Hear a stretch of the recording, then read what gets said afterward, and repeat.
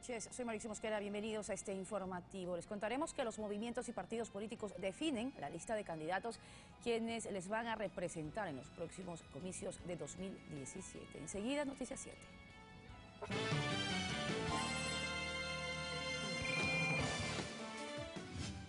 Movimientos y partidos políticos definen a sus candidatos presidenciales para las elecciones de 2017. La expresidenta de Argentina, Cristina Fernández, recibió la condecoración Manuela Sáenz. La institucionalidad regional, los paraísos fiscales y otros temas se trataron en el segundo día del encuentro latinoamericano progresista, el AP 2016. En lo internacional, en Colombia se intensifica la campaña por el sí y por el no para el plebiscito sobre el acuerdo de paz con las FARC. Y tras una convención que tuvo como gran ausente al prefecto de la SUAY, Paul Carrasco, la unidad confirmó el nombre de la actual asambleísta socialcristiana Cynthia Viteri como su candidata a la presidencia de la República. La convocatoria se dio en la ciudad de Guayaquil.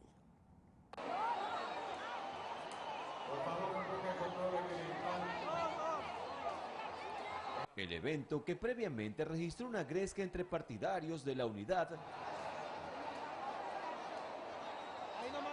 abrió el telón con Cynthia Viteri aceptando la candidatura. Acepto la nominación a la presidencia de la República del Ecuador. Fue básicamente como la ahora candidata oficial por la coalición opositora inició su discurso en la Convención de la Unidad, evento al que llegaron agrupaciones como Concertación, Tiempo de Cambio, Avanza y mayoritariamente la Alianza Social Cristiana Madera de Guerrero. Simpatizantes y partidarios llegaron al Coliseo Voltaire Paladines Polo para conocer una decisión a la que venían dando forma. Estoy lista con ustedes, claro que estoy lista. Entre los que acompañaron a Viteri estuvieron César Montúfar, Ramiro González y Jaime Nebot, mientras el alcalde de Guayaquil se refirió al pasado político. Y si hay errores en el pasado, que los asuman los que los cometieron, vivos o muertos, no le envidien a estas mujeres el pasado, porque ella es el presente y el futuro. Paradójicamente, González, líder de Avanza, habló del Instituto Ecuatoriano de Seguridad Social, entidad que presidió y cuya función fue seriamente cuestionada. Por eso, yo quiero decirles a ustedes esta tarde que le pongamos fe a la unidad, que le pongamos fe a nuestro trabajo. Al final, el gran ausente de este acto fue Paul Carrasco, principal del movimiento Junto Podemos, quien en la mañana de este jueves anunció su exclusión de la unidad.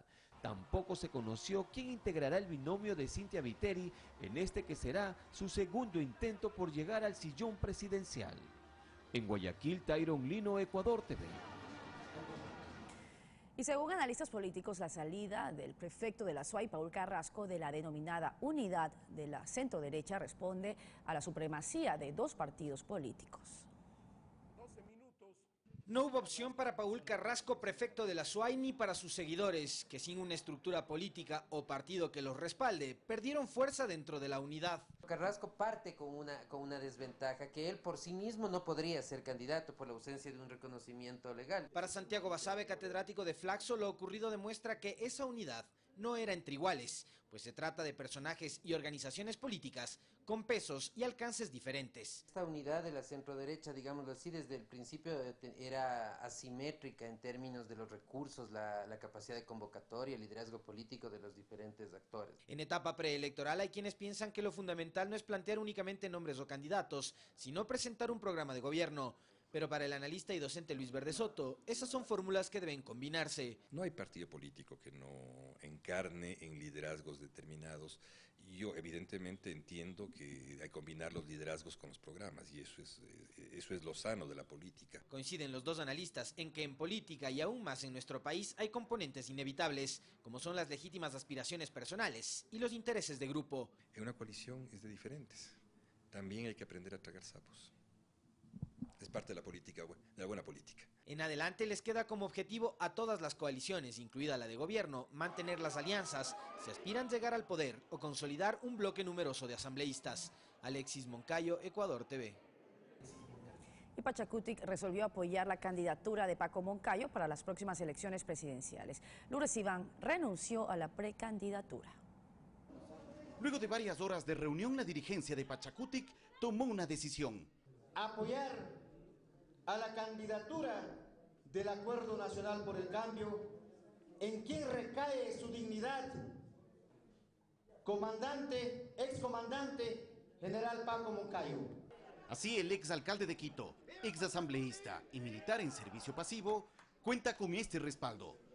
Esta confianza que ustedes depositan en mí es un aporte enorme.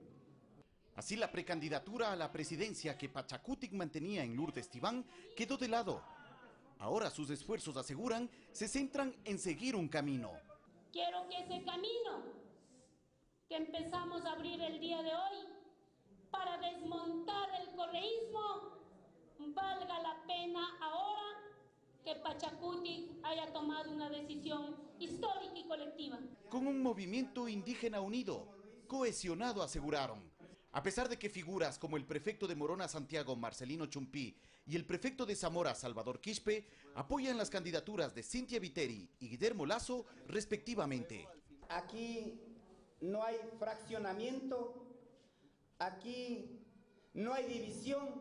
Paco Moncayo, ahora con parte del movimiento indígena, se concentrará en buscar a su compañero de fórmula, quien estará junto a él en las elecciones de febrero de 2017. Fabricio Ceballos, Ecuador TV. Y este sábado el movimiento Alianza País confirmará el binomio presidencial que los va a representar en los comicios de febrero de 2017. Lenín Moreno, quien retornó al Ecuador el pasado martes, sería la principal opción, tomando en cuenta la intención de voto que posee en las encuestas. Al igual que en noviembre de 2012, el estadio del Aucas al sur de Quito se pintará con los colores de Alianza País. Este escenario deportivo será la sede de la Convención Nacional del Partido Oficialista, donde se definirá el binomio presidencial para las elecciones de 2017. Aunque sin duda, el que destaca por sobre todos es el del ex vicepresidente Lenín Moreno Garcés. Y esto ha sido por varias razones. Por ejemplo, la intención de voto con la que Moreno cuenta, la que según la empresa Perfiles de Opinión, la sitúa en el 49%. Esto a pesar que su candidatura aún no es oficial. Ese mismo apoyo se refleja en el sinnúmero de organizaciones políticas y sociales a nivel nacional que ya han anunciado el respaldo a su candidatura, entre las cuales se puede nombrar a la Minga por el Pueblo, donde está incluida la FENOCIN, la Coalición Nacional de Organizaciones Sociales, que agrupa 27 colectivos, el Frente Social y Político, que agrupa a 30 organizaciones campesinas, la Coordinadora Campesina Eloy Alfaro, la Federación Ecuatoriana Indígena FEI, entre otras. Pero fundamentalmente, el vínculo directo que Lenín Moreno tiene con la ciudadanía es que no fue un obstáculo su ausencia de 3 años en la política nacional para recibir una masiva bienvenida que incluyó una caravana motorizada y una concentración en la ciudad capital el pasado martes. Moreno, quien viene representando al Ecuador como delegado directo del secretario de Naciones Unidas, participó en la construcción de viviendas para las personas con discapacidad afectadas por el terremoto de Manabí y Esmeraldas. En su etapa como vicepresidente, en cambio, visibilizó y creó políticas públicas para las personas con discapacidad, un trabajo que en el Ecuador considera la ciudadanía nadie ha olvidado. Alex Llanos, Ecuador TV.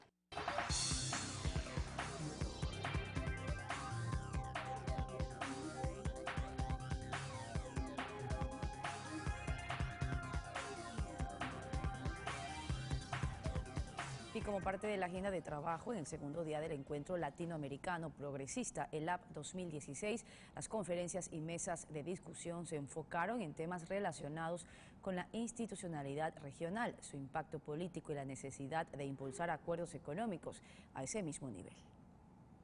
La efectividad de la institucionalidad regional a través de organismos como la Unión de Naciones Suramericanas, UNASUR, ha alcanzado importantes avances a nivel político. Así lo consideran quienes miran en los procesos de defensa electorales y la paz, por ejemplo, la integración de los países miembros de dichos organismos. Bases esenciales para lograr realmente desde el punto de vista práctico en un futuro esa integración latinoamericana. Y ahora, la construcción de la paz debe ser motivo de encuentro en otras latitudes del planeta, demandan representantes del pueblo armenio. Los países progresistas ahora tienen un papel importante, no solamente para jugar un papel por la paz en esta zona, como hicieron muy bien en Colombia, pero en nuestra zona también. Pero también es necesario empujar la integración hacia la materia económica. Dar pasos más concretos hacia la integración productiva, energética y de infraestructura. Hay que resolver una cosa importante que son la arquitectura financiera. Y adicionalmente, el desafío debe considerar al capitalismo calificado en este encuentro de casino, a los paraísos fiscales y los perjuicios en la región. Y estamos hablando de más de 120.000 millones de dólares que están en paraísos fiscales. Propuesta que, según sostienen, tiene importante eco a nivel no solo regional, sino mundial. Respuestas de intelectuales, de organizaciones europeas, que están absolutamente de acuerdo, que evidentemente en sus territorios también padecen, y quizá en mayor grado, estas expoliaciones a través de estos capitales oscuros. Eduardo Córdoba, Ecuador TV. Y la Asamblea Nacional condecoró a la expresidenta de Argentina, Cristina Fernández de Kirchner, con la medalla Manuela Sáenz. La exmandataria coincide con las expresiones del presidente de la República, Rafael Correa, sobre el nuevo Plan Cóndor, que pretendería desestabilizar a los gobiernos progresistas. Los legisladores de oposición no estuvieron presentes en el salón durante el acto. Quiero decirles que siento un inmenso honor de tener colgado en mi cuello esto que es nada más ni nada menos que la máxima condecoración que otorga esta honorable Asamblea Nacional, donde reside el poder popular. No lo recibo en nombre propio, lo recibo en nombre de millones y millones de compatriotas, no solamente de mi país, sino de la patria grande. Durante los años más oscuros de la partidocracia neoliberal, premiaron a un golpista asesino de miles y miles de hermanos chilenos. Este nuevo Ecuador, este Ecuador de la revolución, reconoce en cambio a una líder profundamente comprometida con la democracia y los derechos humanos. Nosotros condecoramos a la mujer que con su política de memoria, verdad y justicia contribuyó a recuperar a aquellos nietos buscados por nuestras queridas abuelas, Plaza de Mayo. Y luego de recibir este reconocimiento, Cristina Fernández se dirigió al Palacio de Carondelet, donde sostuvo una reunión en privado con el presidente de la República, Rafael Correa, quien le mostró la hospitalidad del pueblo ecuatoriano y su respaldo por la situación que enfrenta su país.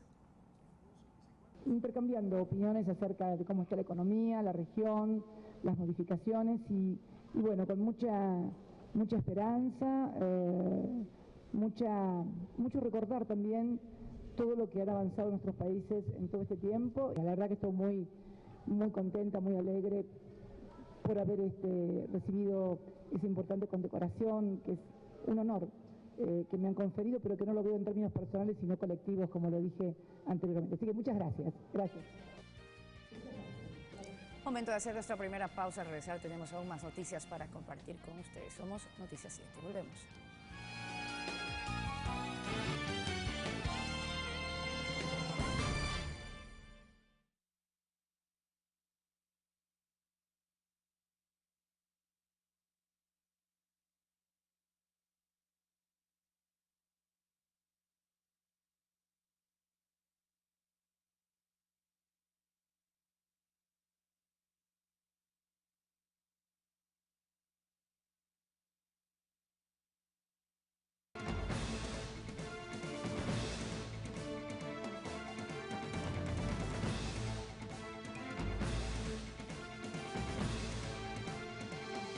Y de regreso les contamos que expertos en comunicación consideran que tanto en el pasado como en el presente los medios de comunicación han realizado un papel determinante dentro de procesos de desestabilización. A continuación, algunos ejemplos. En los años 70, la presencia de gobiernos progresistas en América Latina eran esporádicos. Por ejemplo, el de Salvador Allende en Chile, cuya presencia en el poder culminó por efecto de un golpe de Estado, que produjo la muerte del presidente el 11 de septiembre de 1973. Además de los militares, el catedrático Hernán Reyes recuerda cuál fue un actor principal. El diario El Mercurio chileno está comprobado que recibió una financiación millonaria de parte de la CIA norteamericana para incidir en el derrocamiento de Allende. Esta última década y media, la presencia de este tipo de gobiernos de corte popular, nacionalista o post-neoliberales se multiplicó, y el interés por su salida tuvo nuevamente como participante esencial a los medios de comunicación.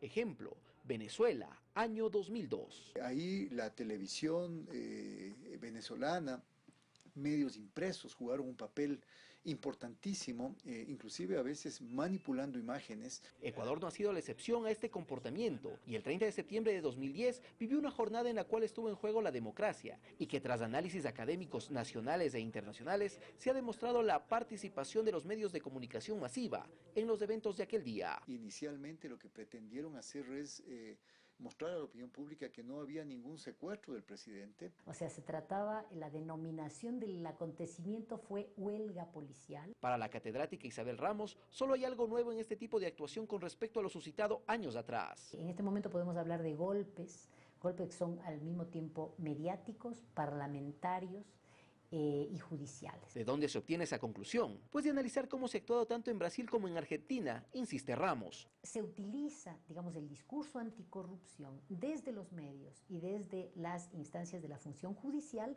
no para castigar a políticos que hayan hecho algo que no debían, sino para generar para generar descontento frente a unos gobiernos legalmente y legítimamente constituidos. Alex Llanos, Ecuador TV. Y la resolución del Consejo de Disciplina en el caso del capitán de corbeta Edwin Ortega ratifica que el presidente de la República es la máxima autoridad de Fuerzas Armadas. Un argumento legal defendido por el Ejecutivo desde que inició el impasse con el oficial de la Fuerza Naval. La resolución del primer Consejo de Disciplina que conoció el caso del capitán Edwin Ortega fue el que abrió el debate, cuando el 19 de agosto argumentó lo siguiente. No contemplan o abarcan el ámbito de una autoridad civil o inclusive al señor presidente constitucional de la República, que es la máxima autoridad de las Fuerzas Armadas. Motivo por el cual absolvió de cualquier responsabilidad a dicho oficial, quien respondió un comunicado del jefe de Estado en términos en los que se destaca el calificativo de mentiroso. El Ejecutivo siempre rechazó la resolución del primer Consejo de Disciplina, pues no se reconocía la figura que el presidente de la República tiene ante las Fuerzas Armadas, y la cual se establece en la Constitución. Argumento que jamás estuvo en duda para el ex jefe del Comando Conjunto General Paco Moncayo. El presidente es la más alta autoridad de las Fuerzas Armadas y Policía. ¿Hay a dónde dudar? Así como tampoco para el vicepresidente de la Federación de Militares en Servicio Pasivo, Pablo Terán. Yo como sargento le hubiera dicho, mi coronel, usted es un mentiroso. Ese dato sin necesidad de consejo de disciplina me da la baja. 40 días después del segundo Consejo de Disciplina resolvió todo lo contrario, pues considera al accionar de Ortega como una falta tentatoria y lo sanciona con 10 días de arresto de rigor, con lo cual además reconoce la autoridad del presidente de la República, acota el jurista Javier Flores. El presidente de la República tiene un rol que jugar en las Fuerzas Armadas desde la Constitución. O sea, no es una cuestión intromisiva de la autoridad civil y más bien es un requerimiento de la civilización, si se quiere, que la autoridad militar esté sometida al poder civil. El oficial tiene 72 horas para solicitar la reconsideración ante el Consejo que resolvió en su contra de forma unánime. Alex Llanos, Ecuador TV. Este viernes 30 de septiembre, en Pensamiento Crítico con Carlos Rabascal, dialogaremos desde Ciespal con Marco Enrique Sominami, ex candidato presidencial de Chile, y con Sergio Tejada, excongresista peruano. Hablaremos de los escenarios políticos de la región a propósito del tercer encuentro latinoamericano progresista, ELAP Ecuador 2016. Los esperamos este viernes en Pensamiento Crítico con Carlos Rabascal a partir de las 7 horas, en vivo desde Ciespal. Ecuador TV, somos cultura. De regreso con la información internacional, les contamos que esta mañana un tren chocó contra la estación en Nueva Jersey, causando pánico en los pasajeros. Hasta el momento se confirma la muerte de una persona y más de 100 heridos. Momentos de pánico se vivieron en la estación del tren de Hoboken en New Jersey cuando un tren chocó contra la plataforma de esta estación, dejando un saldo de más de 100 personas heridas y 3 fallecidos. Escuché un boom como una bomba. En principio no me asusté. Pensé que era un terremoto. Entonces salí corriendo y vi gente en el piso. Testigos recuerdan con pánico el trágico accidente. Vi cuando la gente estaba siendo sacada por la policía hacia afuera, gente saliendo del tren, y vi a la gente herida y llorando. Traté de ayudar como pude. Tras el choque del tren, unidades de emergencia llegaron al lugar a socorrer a los heridos. Momentos de miedo y confusión se apoderaron de los pasajeros. Ya venía saliendo de la estación cuando se escuchó el golpe, pero nunca me imaginé que fuera el tren. Cuando volteé, el tren se había metido se había salido de las vías y se metió para adentro. Entonces cuando la gente empezó a gritar y empezó a entrar al tren a querer rescatar la gente que estaba adentro. Las autoridades cerraron la estación y el servicio del New Jersey Transit fue suspendido. La terminal de Hoboken recibe alrededor de 50,000 pasajeros cada día, contando a los usuarios de New Jersey Transit, el PATH, el tren ligero, buses y ferries. Autoridades han abierto una investigación para aclarar las causas del accidente. Karina Cartagena, Ecuador TV, Hoboken, New Jersey. Y en Colombia se intensifica la campaña electoral por el sí y por el no para el plebiscito de este domingo. A 3 días del plebiscito en Colombia se intensifican las campañas a favor y en contra del acuerdo de paz firmado el pasado 26 de septiembre entre el presidente Juan Manuel Santos y el líder de la guerrilla de las FARC, Rodrigo Londoño, alias Timochenko. En las calles de Bogotá, quienes impulsan el sí se visten de blanco y entregan información sobre los consensos alcanzados entre las dos partes. Las organizaciones juveniles realizan desfiles con globos, tambores y pancartas. La iniciativa está encabezada por Juan Manuel Santos y el expresidente César Gaviria. Su voto por el sí. Y quiero decirles, el voto de cualquiera de ustedes es el mismo voto mío. La campaña por el no también recorre varios departamentos y está liderada por el exmandatario y actual senador Álvaro Uribe, quien insiste que este acuerdo puede dejar en la impunidad delitos de lesa humanidad. Nuestra contradicción es por la preocupación de ver en la Constitución colombiana una claudicación de nuestra democracia.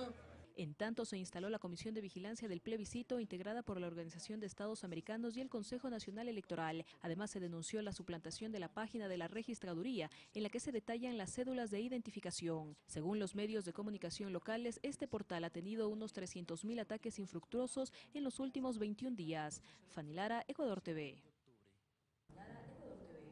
Y el viceministro de Asuntos Exteriores de Rusia expresó su voluntad de detener la ofensiva militar conjunta con el ejército sirio sobre la ciudad de Alepo, ubicada al norte del país, por 48 horas, al tiempo de rechazar la exigencia de Estados Unidos de extender el cese de hostilidades por una semana, pues calificada como una estrategia de Washington para apoyar a los grupos rebeldes de la zona. La propuesta rusa de alto al fuego busca que la ayuda humanitaria llegue a la ciudad más afectada por los combates.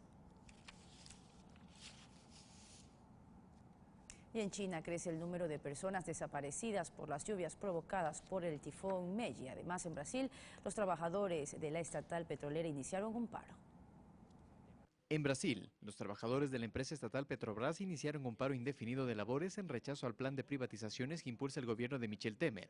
Los trabajadores petroleros y metalúrgicos rechazan la reducción del 50% del valor en sus horas extras, al tiempo de exigir un ajuste salarial. La Ejecutiva Nacional del Partido Socialista Obrero Español dimitió ayer en bloque para forzar la renuncia del actual secretario general y candidato a las elecciones generales, Pedro Sánchez, luego de obtener los peores resultados electorales en unas autonómicas del PSOE en Galicia y en el País Vasco. En Carolina del Sur, Estados Unidos, se registró un nuevo tiroteo en una escuela primaria. El incidente dejó 2 estudiantes y una maestra herida. Según información de las autoridades policiales, el sospechoso ya está bajo custodia y se trata de un adolescente que, previo al ataque armado, habría asesinado a su padre. El centro educativo fue rodeado y evacuado para evitar más víctimas. El tifón Meiji sigue causando estragos en China continental. Al menos 33 personas han desaparecido y son buscadas por los organismos de emergencia. Las fuertes lluvias causadas por el fenómeno natural han provocado deslizamientos de tierra en 2 poblaciones al este del país. Los daños en viviendas y edificios han provocado la evacuación de más de 60,000 personas. El Departamento de Justicia de Estados Unidos lleva adelante un proceso legal en contra del Deutsche Bank, el mayor de Alemania, por la emisión de hipotecas dudosas entre los años 2005 y 2007. Estos movimientos irregulares han provocado que le impongan una multa de casi 14,000 millones de dólares que podrían ser reducidos si la institución financiera coopera con las investigaciones. Carlos Flores, Ecuador TV. Así finalizamos, como siempre, gracias por su compañía, por ver los informativos de Ecuador TV. Más noticias a las 9 de la noche. Pasen bien, descansen.